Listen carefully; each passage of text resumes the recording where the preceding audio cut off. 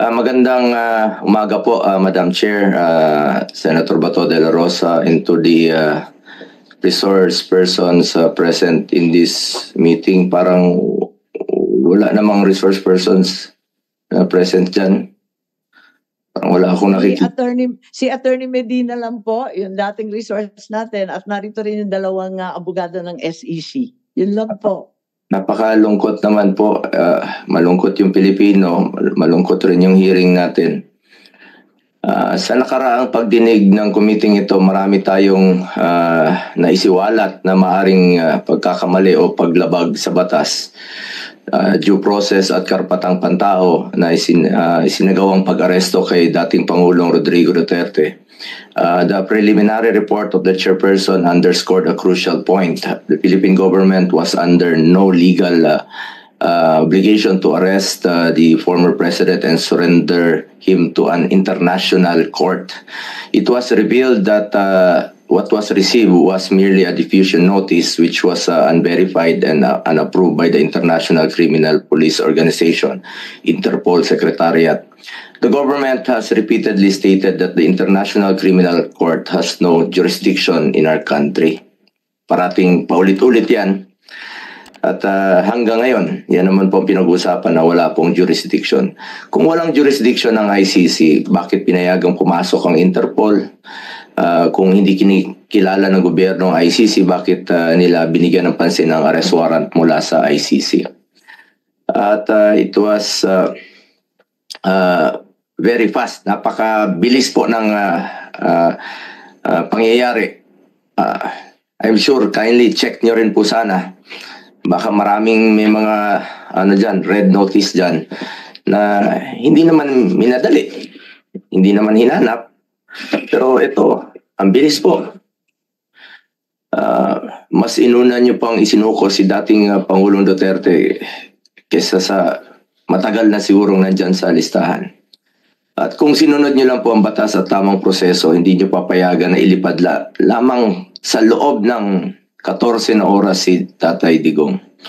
Madam Chair, hindi natin maaaring ipagsawalang bahala ang seryosong implikasyon ng mga pangyayaring ito. Napaka-unhealthy po itong nangyari ngayon. Maaaring may mga batas at proseso ang ating bansa na nalabag at maaaring may mga karapatan ng isang mamamayang Pilipino ang naisang tabi. Kung ang dating Pangulo ng ating bansa ay maaaring tratuhin ng ganito, paano na lang kaya yung mga ordinaryong mamamayan? Ano ang garantiya na hindi ito mangyayari sa iba? Dapat bawat Pilipino, mataas o mababa ang katayuan sa buhay, dapat may gobyernong masasandalan na hindi siya pababayaan. Former President man o hindi, karapatan yan at lalo sa pagdating sa kanyang kalusugan, kaligtasan at buhay.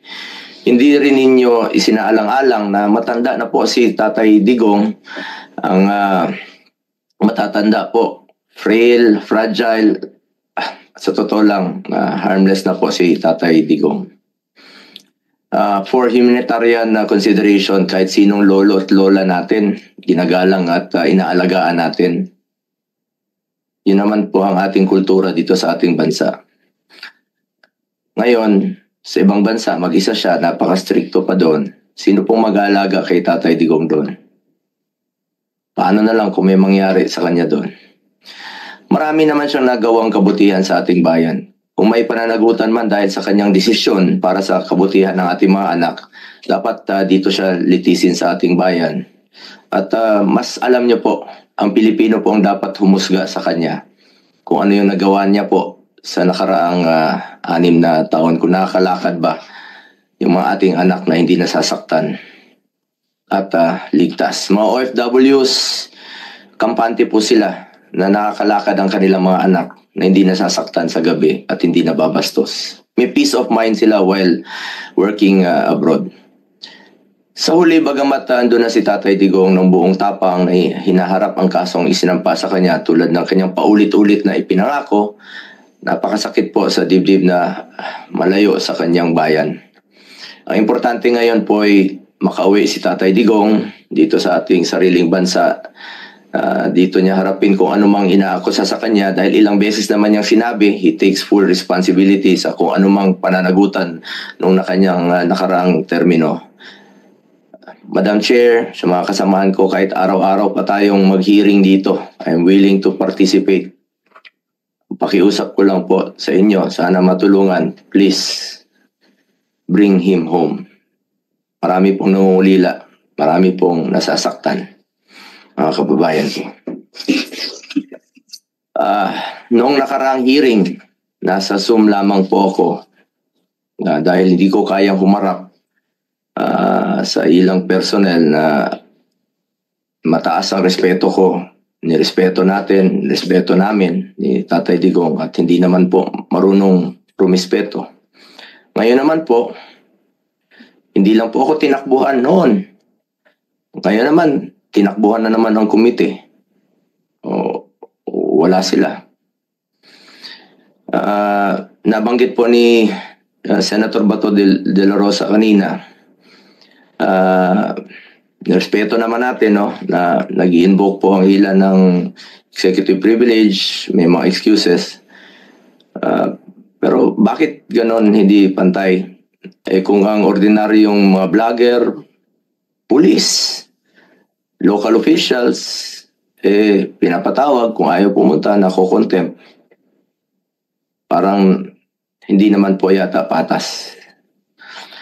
As I have said before, March 11 is indeed the saddest day in our recent history. But the saddest part is, after 23 days, mukhang hindi pa rin natatapos ang lungkot na nararamdaman ng taong bayan na naulila dahil sa nawalan sila ng taong itinuring nating tatay. At hanggang ngayon, hindi pa rin nakakauwi si Tatay Digong, hindi pa rin ninyo nabibigyan ng klarong eksplanasyon kung bakit kailangan humantong sa sitwasyon na ganito.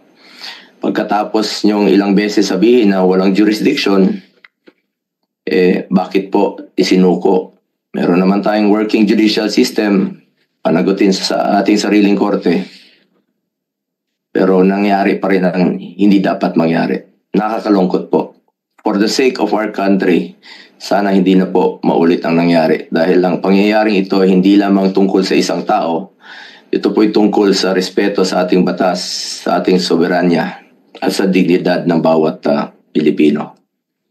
Maraming salamat po, Madam Chair, at sa mga kababayan nating nakikinig.